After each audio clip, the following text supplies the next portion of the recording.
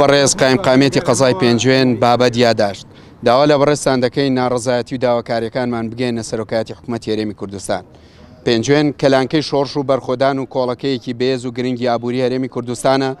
بە جۆرێک دەبینین وەک شارێکی جیاواز و پەراوێزخراوە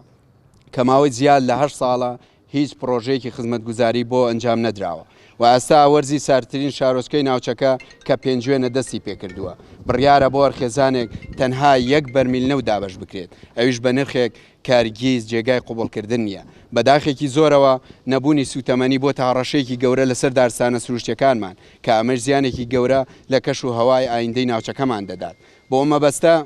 داوا لە حکوومەتی هێرێمی کوردستان دەکەین تاگڕی تووڕێی خەڵکی بەشخوراوی پێنجوێن بڵێسەی نەسەندووە بەدەم داواکاریەکانمانەوە بێن و ئەم پێداویستیانەی خوارەوە کە دایان خوێنینەوە قابلی سازش نین و هەڵوێستی تونمان دەبێت لە جێبەجێنەکردنیان. یەکەم داوای پێگەێنانی لیژنەیەک دەکەین بۆ ڕوونکردنەوە و هۆکاری جێبەجێنەکردنی هیچ پرۆژەیەک لە ماوەی 8 ساڵ لەم شارەدا لە کاتێکدا لەسەر جەمشار و شارۆچکەکانی دیکە کەم تا زۆر پرۆژەی خزمەتگوزاری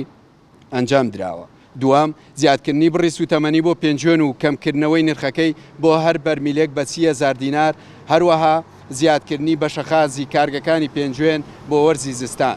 دووسایدکردنی ڕێگای پێنجوێن سلێمانی ناسرا و بە ڕێگای مەرگی پێنجوێنەکان کە بەداخەوە سەرجەم کابینێک لە دوایەکەکانی حکوومەتی هەرێم بەڵێنی دووسایدکردنیان پێداوین و بەڵام تا ئێستا جێبەجێیان نەکردووە. چوارام تەواوکردنی ڕێگای پێنجوێن باشماغ کە ماوەی 7 ساڵە لە قۆناغی جێبەجێکردندایە بەڵام تا ئێستا تەواو نەبووە. دروستکردنی چەند قوتابخانەیەک و چارەسەری کارەبای فیدەری گوندەکان و خزمەتگوزاری قیر و شۆستە بۆ بەشێک لەو گەڕەکانی کە تا ئێستا بۆیان ئەنجام نەدراوە و تەواوکردنی پارکی گشتی پێنجوێن. دەستەی داگۆیکردن لە مافەکانی قەزای پێنجوێن 19/2022 بەردەم قایمقامێتی قەزای پێنجوێن. ئەم یاداشتی گروپێک نییە یاداشتی هەموو پێنجوێنە 100% ئێمەوەکو قایمقامێتی قەزای پێنجوێن خاڵ بە خاڵی ئەم یاداشتە پشتگیری یەکەین هەم لەوەی پرۆژەکان بخەرێتەوە گەڕ هەم لەوەی دابینکردنی سوتەمەنی بە نرخێکی گونجاو و هەم لەوەی ئەو قوتابخانانەمان کە بەڕاستی بەشێکیان پێویستیان بە تەعمیرکردنە بەشێکیان پێویستیان بەوەیە کە تێک بدرێ سەر لە نوێ دروست بکرێتەوە هەندێک ناوچەمان کە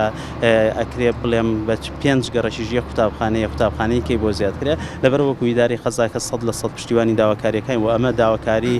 تەنها ئەم گروپەمان ئێمە داواکاری هەموو خەڵکی قەزای پێنجوێنە بە گوند و شارەکانیان چونکە ئەمانە و خەڵکانن کە لێبڕاوانە دڵسۆزانە خەمی گشتیانەوە خەمی شاریانە ئەمانە نەک تەواوکەریشەکانی ئێمە ڕۆشنکەرەوەی و کارکردنی ئێمە لە سنووری قەزاکە بە گفتوگۆ لەگەڵمانە بە پیشاندانی ڕەخنەوەکانیان و کەم کورتەکان پیشانە خەڵکانێکی دڵسۆزن وەکو ئیدارەی قەزاکە 100% پشتیوانی داواکاریەکان وەم داواکاریش بە تایبەتی سوتەمەنێکە ئێمە بۆ خۆمان بەڕسمی داوامان لە بەرهەمە نەوتەکان کردووە